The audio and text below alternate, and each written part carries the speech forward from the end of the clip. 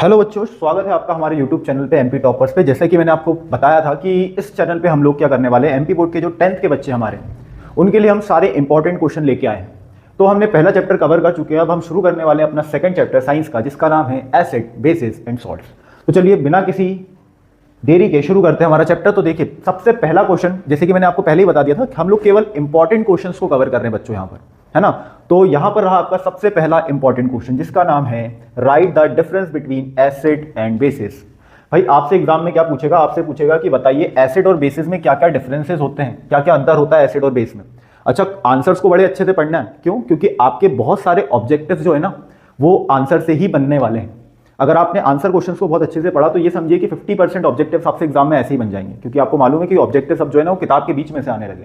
तो देखिए सबसे पहला डिफरेंस क्या है, एसिड कंटेन्स H+ आयंस। भाई एसिड हम किन्हें कहते हैं? एसिड हम उन्हें कहते हैं जिनमें H+ आयंस मौजूद होते हैं। ठीक, एसिड को जब आप पानी में डालोगे ना, वाटर में डालोगे, तो वो H+ आयंस हमें देते हैं। ऐसे ही जब बेसिस को हम वाटर में डालते हैं तो वो OH आयंस देते हैं। तो यहां पर देखिए पहला डिफरेंस हो जाएगा, acid gives H+ ions, bases give OH- ions. Second point, acids are sour in test. भाई जितनी भी एसिडिक चीजें होती हैं वो खाने में खट्टी होती हैं। आप लेमन देख लीजिए, कर्ड यानी कि दही देख लीजिए, इमली देख लीजिए, इन सब में क्या मौजूद होता है, किसी ना किसी फॉर्म में एसिड मौजूद होता है, कोई ना कोई एसिड मौजूद होगा, इसलिए खाने में कैसी होती है, खट्टी। सोर यानी क्या होता है, खट्टा। उसके बाद bases are bitter in taste. जो बेसिस होते हैं बच्चे, वो बेसिस क्या होते हैं, टेस्ट में बिटर होते हैं, बिटर यानी कड़वे होते हैं। उसके बाद अगला difference, acid convert blue litmus into red. Acids क्या करते हैं, ब्लू लिटमस को किस में कन्वर्ट कर देते हैं, रेड लिटमस में कन्वर्ट कर। सर अब ये लिटमस क्या है, तो भाई लिटमस ना एक पेपर आता है, लिटमस पेपर 2 कलर का आता है, रेड कलर और ब्लू कलर।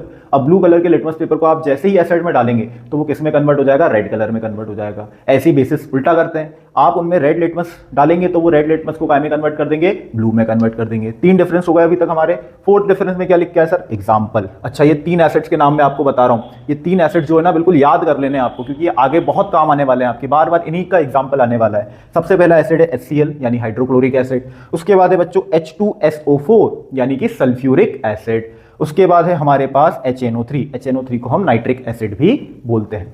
उसके बाद जो बेसिस में हमारे पास नेक्स्ट डिफरेंस, उसके एग्जांपल जो है NaOH, LiOH, KOH। एक चीज नोटिस करी आपने, हमने स्टार्टिंग में लिखा था कि एसिड्स के अंदर H+ आयंस होते हैं, तो देखिए हर एसिड के अंदर हाइड्रोजन है। हमने स्टार्टिंग में बोला था कि बेसिस के अंदर OH- आयंस होते हैं, देखिए हर बेस में लास्ट में क्या लगा हुआ है, OH। ठीक है, आई होप आपको ये समझ में आया होगा। तो अब हम बढ़ते हैं अगले क्वेश्चन की तरफ। अगला क्वेश्चन है हमारा, अगला क्वेश्चन है बच्चों आपकी स्क्रीन पर, डिफाइन लिटमस। अभी हमने देखा था एक जो अपन डिफरेंस पढ़ रहे थे ना, उसके अंदर आया था कि वो ब्लू लिटमस को रेड में कन्वर्ट कर देते हैं एसिड्स। तो लिटमस, वहां पर एक शब्द आया लिटमस। लिटमस मतलब क्या होता है, तो देखिए क्या होता है ना कि हमारे पास कुछ ऐसे इंडिकेटर्स होते हैं। इंडिकेटर्स जैसे गाड़ी में इंडिकेटर होता है ना, जो हमें ये बताता है कि सामने वाली गाड़ी लेफ्ट जाने वाली है या राइट जाने वाली है, ऐसे ही केमिस्ट्री के अंदर हमारे पास क्या मौजूद होते हैं, इंडिकेटर्स। अब ये इंडिकेटर्स करेंगे क्या, तो ये इंडिकेटर्स हमें ये बताते हैं कि हमारे पास जो केमिकल है उसका क्या नेचर है, क्या वो एसिड है, क्या वो बेस है, उसके नेचर के बारे में हमें वो बताते हैं। तो लिटमस भी एक प्रकार का क्या है, इंडिकेटर है। एक बार पढ़ लेते हैं हमने क्या लिखा है, litmus solution is a purple dye. Litmus जो है वो एक पर्पल कलर की डाई से बनता है, which is extracted from a lichen, a plant belonging to the division Thallophyta. ये हमें कहां से मिलता है, तो ये लिचन से मिलता है। लिचन्स क्या है, प्लांट्स है। किस तरह के प्लांट्स है, भाई प्लांट्स में भी बहुत सारी प्रजातियां होती है, तो ये थैलोफाइटा डिवीजन के प्लांट्स है ना। And is commonly use an indicator, और इसका इस्तेमाल हम इंडिकेटर के रूप में करते हैं एसिड और बेस का पता लगाने के लिए। उसके बाद देखिए अगला क्वेश्चन है, question number 3, what is all factory indicators. भाई अगेन नाम में क्या आ रहा है, इंडिकेटर। इंडिकेटर यानी ये भी इंडिकेट कर रहा होगा एसिड और बेस को, ये बता रहा होगा कि क्या एसिड है और क्या बेस है। तो यहां पर ऑल फैक्ट्री इंडिकेटर्स ऐसे इंडिकेटर्स होते हैं जो एसिड और बेस के कांटेक्ट में आने पर अपनी स्मेल को चेंज कर लेते हैं। अभी जो लिटमस है ना वो अपने कलर को चेंज कर रहा था, वो कलर चेंज करने वाला इंडिकेटर था। ये जो ऑल फैक्ट्री इंडिकेटर है ये अपनी स्मेल को चेंज करने वाला इंडिकेटर। इसके एग्जांपल क्या है, तो 3 एग्जांपल आपकी किताब में दी गए हैं एनसीईआरटी के, onion, vanilla and clove oil. तो ध्यान रखिएगा ये। अब हम बढ़ते हैं अगले क्वेश्चन की तरफ। नेक्स्ट क्वेश्चन है बच्चों हमारे पास, ये भी एक इंपॉर्टेंट क्वेश्चन है। ये क्वेश्चन है, what is neutralisation reaction. Neutralisation reactions क्या होती हैं, तो भाई न्यूट्रलाइजेशन रिएक्शन में पता है क्या होता है, हमारे वो कुछ शरारती बच्चे होते हैं ना अपनी क्लास में, वो कहते हैं कि भाई जब एक्सपेरिमेंट कराते हैं ना, कहते हैं सर एसिड में बेस डाल दो, देखते क्या होगा, बम फट जाएगा, कुछ आग लगा दो सर। तो ऐसे ही कुछ खुराफाती बच्चों ने क्या करा, एक बार एसिड डाल दिया और एक बार बेस, दोनों को साथ में मिला दिया। अब होगा क्या भाई, आप पॉजिटिव और नेगेटिव को मिलाओगे तो वो एक दूसरे की पावर को कम कर देंगे ना। तो आप दो अपोजिट चीजों को आपस में लड़वा रहे हो तो क्या होगा, वो एक दूसरे को न्यूट्रलाइज करने की कोशिश करेंगे। न्यूट्रलाइज का मतलब एक दूसरे की पावर को कम करने की कोशिश करेंगे। तो यहां पर देखो, the reaction between acid and base, acid और बेस की रिएक्शन को हम क्या कहते हैं, न्यूट्रलाइजेशन रिएक्शन। आपको ये चीज याद रखनी है कि जब भी एसिड और बेस की रिएक्शन होती है तो दो प्रोडक्ट्स बनते हैं। कौन कौन से हैं वो दो प्रोडक्ट्स, तो एक तो बनता है बच्चों सॉल्ट और एक बनता है वाटर। अब वाटर तो सभी बच्चों को पता होगा कि वाटर क्या होता है, तो वाटर होता है बच्चों H2O। लेकिन सर सॉल्ट क्या है, सॉल्ट यानी वो नमक जो हम घर में यूज करते हैं, नहीं, हाँ वो भी सॉल्ट का एग्जाम्पल है। जो घर में हम नमक यूज करते हैं उसका जो फॉर्मूला होता है वो होता है NaCl यानी कि सोडियम क्लोराइड। लेकिन ये एक टाइप है सॉल्ट का।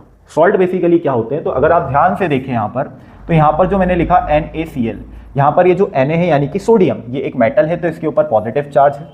क्लोरीन एक नॉन मेटल है तो इसके ऊपर नेगेटिव चार्ज है। मेटल्स के ऊपर पॉजिटिव चार्ज होता है, नॉन मेटल्स के ऊपर नेगेटिव चार्ज होता है। तो जब पॉजिटिव और नेगेटिव चार्ज वाले आयंस साथ में आकर कंपाउंड बनाते हैं तो ऐसे कंपाउंड्स को हम क्या कहते हैं, सॉल्ट। तो केवल NaCl अकेला सॉल्ट नहीं है। अगर मैं लिख दूं MgCl2, ये भी क्या है, एक सॉल्ट, क्योंकि मैग्नीशियम मेटल है, क्लोरीन नॉन मेटल है ना। तो यहां पर मेटल और नॉन मेटल यानी कि पॉजिटिव और नेगेटिव आयंस के मिलन से बनने वाले कंपाउंड्स को हम क्या कहते हैं, सॉल्ट कहते हैं। तो जब भी एसिड और बेस की रिएक्शन होगी तो उसमें सॉल्ट बनेगा और वाटर बनेगा। ध्यान रखिएगा इसको। अगर इसका एक एग्जांपल लिखने के लिए आ जाता, क्या सर सभी एसिड और बेस सॉल्ट और वाटर ही देते हैं, हाँ भाई ठीक है। अब देखो यहां पर एक एग्जांपल अपन देख लेते हैं। हमने यहां पर जो अपना एसिड है, हम एसिड ले लेते हैं HCl। ऐसे तो आप कोई सा भी एसिड ले सकते हैं, कोई दिक्कत नहीं है। हमने यहां पर ले लिया HCl और यहां पर हम जो बेस लेने वाले हैं वो है NaOH। अब ये दोनों आपस में रिएक्शन करेंगे। सर रिएक्शन में आपने बताया था कि वाटर बनता है और सॉल्ट बनता है, हमें नहीं पता सर सॉल्ट कैसे बनाना है। कोई बात नहीं, आपको वाटर का फॉर्मूला तो पता है ना। तो देखो वाटर का फॉर्मूला क्या होता है बच्चों, H2O। अब हाइड्रोजन का इस्तेमाल हो गया, ऑक्सीजन का इस्तेमाल हो गया, ये वाले हाइड्रोजन का भी इस्तेमाल हो गया, केवल क्या बच रहा है, Na और Cl। तो जो बनने वाला सॉल्ट है वो क्या होगा, NaCl। ध्यान रहेगा आपको। चलिए नेक्स्ट क्वेश्चन है हमारे पास, क्वेश्चन नंबर 5। उसमें पूछा है why should curd and sour substances not to be keeped in brass and copper vessels. ये पूछा गया है कि खट्टी चीजों को, है ना, जो कर्ड होता है दही या फिर दूसरी जो सोर सब्सटेंसेस होते हैं, उन खट्टी चीजों को हमें किसके बर्तन में, ब्रास और कॉपर के बर्तनों में क्यों नहीं रखना चाहिए। तो एक चीज आप ध्यान से समझ लीजिए, जब भी हम एसिड को मेटल में रखते हैं या एसिड की रिएक्शन मेटल से करवाते हैं तो इनकी रिएक्शन से एक गैस बनती है जिसका नाम है हाइड्रोजन गैस, और साथ में कुछ सॉल्ट्स भी बनते हैं जो पॉइजनस हो सकते हैं, जहरीले हो सकते हैं। इसीलिए हम कॉपर के और ब्रास के बर्तनों में खट्टी चीजों के पदार्थों को नहीं रखते। तो यही हमने आंसर में भी लिखा है, curd and sour substances should not be keeped in brass and copper vessels because these and other sour food stuff contain acid which can react with the metal of the vessel to form poisonous metal compounds। हम खट्टी चीज़ों को, दही और खट्टी चीज़ों को copper और ब्रास के वेसल्स में इसलिए नहीं रखते क्योंकि वो मेटल से रिएक्ट करके कुछ पॉइजनस मेटल कंपाउंड्स बना सकते हैं जो हमको फूड पॉइजनिंग कर सकते हैं, हमारी तबीयत खराब हो जाएगी। ठीक है, ईजी है, कोई ज़्यादा टफ नहीं है, आप अपने शब्दों में भी लिखकर आ सकते हैं। चलिए आगे बढ़ते हैं हम अगले क्वेश्चन की तरफ। तो अगला क्वेश्चन है हमारे पास, why do HCl, HNO3 etcetera show acidic character in aqueous solution while solution of compounds like alcohol and glucose do not show acidic characteristics. पूछा क्या गया है क्वेश्चन में, ध्यान से समझिएगा। बोला है कि जो HCl होता है यानी कि हाइड्रोक्लोरिक एसिड और जो HNO3 होता है यानी कि नाइट्रिक एसिड, ये एसिडिक कैरेक्टर शो करते हैं अपने एक्वेनियस सॉल्यूशन में। जिन्होंने पहला वीडियो देखा होगा उनको मैंने बताया था कि जो सॉल्यूशन शब्द जहां पर आ गया मतलब हमने उस चीज को पानी में डिसॉल्व करा है। तो यहां पर जब HCl को यानी कि हाइड्रोक्लोरिक एसिड को और HNO3 को हम पानी में डालते हैं तो वो एसिडिक बिहेवियर शो करने लगते हैं। ठीक है, जबकि एल्कोहल को और ग्लूकोज को जब हम पानी में डालते हैं तो वो एसिडिक कैरेक्टर शो नहीं करते। ऐसा क्यों? तो याद करिए पहला क्वेश्चन इस चैप्टर का, difference between acid and base. वहां पर हमने बोला था acid produce H+ ions. Acid क्या प्रोड्यूस करते हैं, H+ आयंस। तो एसिड का जो एसिडिक बिहेवियर है वो H+ आयंस के कारण है। अगर H+ आयंस एसिड में नहीं होंगे तो वो एसिडिक बिहेवियर भी शो नहीं करेंगे, और H+ आयंस केवल वाटर की प्रेजेंस में रिलीज होते हैं, अदरवाइज रिलीज नहीं होते। बहुत सिंपल कॉन्सेप्ट है। क्या बताया मैंने, एक बार फिर से रिपीट कर रहा हूं मैं कि एसिड का एसिडिक बिहेवियर H+ आयंस के कारण होता है। अगर ये H प्लस आयंस प्रोड्यूस ना हो तो एसिड एसिडिक बिहेवियर शो नहीं करने वाला। और H प्लस आयंस कब रिलीज होंगे? जब हम उसको वाटर में डालेंगे, यानी कि पानी में डालेंगे। ठीक, तो देखिए हमने आंसर में भी यही लिखा है। अगर ये छोटा सा कॉन्सेप्ट आपको क्लियर हो गया तो आंसर समझ में आ गया होगा क्या होने वाला है। H plus ions in the aqueous solution are responsible for acidic character. भाई जो H प्लस आयंस है वही एसिडिक कैरेक्टर के लिए रिस्पॉन्सिबल है। HCl, HNO3 etc. give H plus ions in water, while alcohol and glucose do not give H plus ions in water. भाई जो हमारे पास HCl है, HNO3 है, ये तो क्या करेंगे, ये H प्लस आयंस दे देंगे वाटर में जाने पर, लेकिन जो एल्कोहल और ग्लूकोज होता है वो H प्लस आयंस को रिलीज नहीं करते। जब वो H प्लस आयंस रिलीज नहीं करते तो वो एसिडिक कैरेक्टर भी शो नहीं करेंगे। आई होप समझ में आ गया होगा। अगला question, while diluting an acid why it is recommended that acid should be added to water and not water to the acid. बहुत आसान सवाल है भाई। क्या बोल रहा है? वो कह रहा है कि जब भी आप एसिड को डाइल्यूट करते हैं, डाइल्यूट यानी डाइल्यूट शब्द जहां पर आ गया ना, डाइल्यूट शब्द का मतलब होता है कि आप उसको पानी में डाल रहे हैं। डाइल्यूट करना यानी कि उसको पानी में मिलाना। जितना जितना आप पानी में मिलाते जा रहे हो वो और डाइल्यूट होते जा रहा है। तो जब हम एसिड को डाइल्यूट करते हैं तो डाइल्यूट करते समय यह बोला जाता है कि आपको एसिड को पानी में डालना चाहिए, ना कि पानी को एसिड में। दोनों में अंतर है, ध्यान से समझना बच्चों। सपोज ये जो बॉटल मेरे हाथ में है इसमें एसिड है और ये जो बॉटल मेरे हाथ में है इसमें वाटर है। हम मान लेते हैं तो दोनों में पानी, लेकिन हम ऐसा बोल देते हैं कि ये वाली जो बॉटल है ना, ये वाली बॉटल, इसके अंदर एसिड है और इसमें पानी है। तो हमसे क्वेश्चन में बोल रहे हैं कि ऐसा क्यों बोलते हैं कि एसिड को पानी में डालना चाहिए, ना कि पानी को एसिड में। सर क्या बात कर रहे हो, है ना? खरबूजा चाकू पे गिरे या चाकू खरबूजे पे गिरे, कटेगा तो खरबूजा ही। लेकिन भाई केमिस्ट्री में ऐसा नहीं होता। क्या होगा तो ध्यान से समझना आप, बहुत प्यारा कॉन्सेप्ट है। अगर आप पानी को एसिड में डालोगे तो भाई एसिड बहुत सारा है, पानी की 2-4 बूंदे ही जाएगी ना अंदर, है ना? 2-4 बूंदे गिरेगी अंदर, और ये जो 2-4 बूंदे है वो इतने सारे एसिड को कैसे हैंडल करेगी भाई? ठीक है, तो होगा क्या, एसिड जो है ना इस पानी के ड्रॉपलेट्स को या इस पानी को थोड़ा सा क्या कर देगा, कुछ वेपर्स में कन्वर्ट कर देगा। हो सकता है कि ये एसिड उछलकर आपके ऊपर आ जाए, आपके कपड़ों पे आ जाए, जिससे आपको एसिड बर्न हो सकता है। अगर आप एसिड को पानी में डालोगे ना तो एसिड तो 2-4 बूंद जाएगा और पानी इतना सारा है तो वो एसिड की पावर को कम करता रहेगा। इसीलिए जब भी हम एसिड को डाइल्यूट करते हैं तो हमेशा ये बोला जाता है कि आपको एसिड को पानी में डालना है, ना कि पानी को एसिड में। आई होप समझ में आया होगा। चलिए अगले सवाल पे हम बढ़ते हैं। बहुत ही सिंपल क्वेश्चन है इस चैप्टर में हमारे पास। ये रहा हमारा अगला क्वेश्चन। क्या बोल रहे हैं? Right an equation two show the reaction between the plaster of Paris and water. इसका फॉर्मूला होता है CaSO4 डॉट हाफ H2O। ये हो गया हमारा प्लास्टर ऑफ पेरिस का formula, CaSO4 dot half H2O। Half यानी कि आधा H2O। ठीक है, इसकी रिएक्शन हम किससे करा रहे हैं बच्चों? वाटर से करा रहे हैं, यानी कि H2O से करा रहे हैं। तो ध्यान रखिएगा हमेशा जब भी आप इसकी रिएक्शन H2O से कराते हैं तो ये बनता है CaSO4 डॉट 2H2O। ठीक है, अब यहां पर आपको लिखना पड़ेगा 3/2। सही लिखा है क्या हमने? बिल्कुल सही लिखा है। ठीक है, तो यहां पर देखिए हमने लिखा है CaSO4 dot half H2O plus 3/2 H2O give CaSO4 dot 2H2O। Sir इतना खतरनाक रिएक्शन है, कैसे याद होगा? तो भाई अगर आपको ये पता है कि प्लास्टर ऑफ पेरिस बनता कैसे तो ये रिएक्शन आप चुटकियों में कर देंगे। प्लास्टर ऑफ पेरिस बनता है इससे।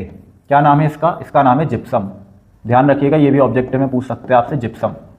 इसका नाम है जिप्सम, CaSO4 डॉट 2H2O। अब हमें प्लास्टर ऑफ पेरिस डायरेक्टली कहीं नहीं मिलेगा नेचर के अंदर, हमें मिलेगा क्या? जिप्सम। आप जिप्सम को लेके आओगे, उसको हीट करोगे। जिप्सम का फॉर्मूला होता है CaSO4 डॉट 2H2O। और जब आप जिप्सम को हीट करोगे तो हीट करने से क्या होगा, ये जो 3/2 उसमें पानी था, ये 3/2 पानी क्या होगा, इसमें से इवापोरेट हो जाएगा। और इवापोरेट हो जाएगा तो केवल इसमें क्या बच जाएगा? 1/2 H2O बच जाएगा, है ना? तो ये हो गई आपकी रिएक्शन। इसका उल्टा कर दोगे, यानी कि प्लास्टर ऑफ पेरिस में क्या ऐड कर दोगे? वाटर, तो क्या बन जाएगा? दोबारा से जिप्सम बन जाएगा। ठीक, अगला क्वेश्चन है हमारे पास, why does distilled water not conduct electricity whereas rain water does. बहुत सिंपल क्वेश्चन है। बोल रहे हैं कि भाई जो डिस्टिल्ड वाटर होता है वो इलेक्ट्रिसिटी को कंडक्ट ही नहीं करता, यानी उसमें से इलेक्ट्रिसिटी पास नहीं होती, लेकिन जो रेन वाटर होता है वो इलेक्ट्रिसिटी को कंडक्ट करता है। तो ऐसा क्यों होता है, ये आपसे पूछा गया है। तो सर डिस्टिल्ड वाटर क्या होता है? तो भाई डिस्टिल्ड वाटर यानी कि प्योर H2O, उसमें पानी के अलावा और कुछ नहीं है। तो सर क्या हमारे पानी में और भी कुछ होता है? बहुत कुछ होता है बच्चों। इसके अंदर मिले होते हैं सॉल्ट्स, मेटल्स, आयंस, है ना? ये सारी चीजें पानी के अंदर होती है, हमें दिखाई नहीं दे रही पर वो यहां पर मौजूद है। होगा क्या कि जो डिस्टिल्ड वाटर होता है उनमें से ये सारे सॉल्ट, ये सारे आयंस निकाल लिए जाते हैं और केवल उसमें क्या बचता है, H2O। तो उस H2O में से इलेक्ट्रिसिटी आप पास करोगे ना, उस पानी में से आप इलेक्ट्रिसिटी पास करोगे तो इलेक्ट्रिसिटी पास नहीं होगी, इलेक्ट्रिसिटी पास होगी रेन वाटर से। ऐसा क्यों, ऐसा क्यों होता है, यही आपसे क्वेश्चन में पूछा गया है। तो भाई देखो, इलेक्ट्रिसिटी तभी पास होती है जब फ्री आयंस मौजूद होते हैं। जब आयंस फ्री होंगे तभी तो वो इलेक्ट्रिसिटी को पास करेंगे। डिस्टिल्ड वाटर में तो आयंस ही नहीं है, वो आयंस तो आपने निकाल लिए, इसका मतलब वो इलेक्ट्रिसिटी को कंडक्ट नहीं करेंगे। जबकि रेन वाटर में आयंस मौजूद होते हैं, इसलिए वो इलेक्ट्रिसिटी को कंडक्ट करते हैं। ओके, चलिए अगला क्वेश्चन है हमारे पास, plaster of Paris should be stored, sorry इसको हटा देते हैं हम पहले। देखिए आपसे क्या बोला गया है, आपसे बोला गया है plaster of Paris should B store in a moisture proof container, explain why. हमें प्लास्टर ऑफ पेरिस को एक मॉइस्चर प्रूफ कंटेनर में रखना चाहिए, पीओपी को एक मॉइस्चर प्रूफ कंटेनर में रखना चाहिए, यानी जिसमें मॉइस्चर ना जाए। ऐसा क्यों? तो भाई अभी हम देख के आए हैं कि प्लास्टर ऑफ पेरिस में जैसे ही पानी मिलता है तो वो जिप्सम में कन्वर्ट हो जाता है और जिप्सम हमारे किसी काम का नहीं रहेगा, क्योंकि बहुत हार्ड बन जाता है। प्लास्टर ऑफ पेरिस को आप पानी में डालोगे वो बहुत हार्ड हो जाएगा। तो देखो, plaster of Paris should B store in a moisture proof container because the presence of moisture can cause slow setting of plaster of Paris. हमें प्लास्टर ऑफ पेरिस को मॉइस्चर प्रूफ कंटेनर में इसीलिए रखना चाहिए क्योंकि अगर उसमें मॉइस्चर जाएगा, अगर उसमें नमी जाएगी तो वो धीरे धीरे सेट होने लगेगा। जैसे सीमेंट जम जाता है ना, उसी प्रकार से वो जमने लगेगा, ठीक है, क्योंकि उसका क्या हो रहा है, हाइड्रेशन हो रहा है, यानी उसमें पानी ऐड हो रहा है। This will make the plaster of Paris useless after some time. इसके कारण क्या होगा, जो प्लास्टर ऑफ पेरिस है वो धीरे धीरे हमारे लिए यूजलेस बन जाएगा। आप जिप्सम का करोगे क्या, उतने हार्ड सब्सटेंस का करोगे क्या, आप यूज करते हो पीओपी को। ओके, चलिए आज के लिए बस इतना ही। अब हम मिलेंगे अगले पार्ट में, क्योंकि हम दो पार्ट में वीडियोस को लेके आ रहे हैं। तो ये रहा आपका सेकंड चैप्टर का फर्स्ट पार्ट। अब हम नेक्स्ट पार्ट लेके आएंगे सेकंड चैप्टर का सेकंड पार्ट। ओके, जय हिंद, वंदे मातरम।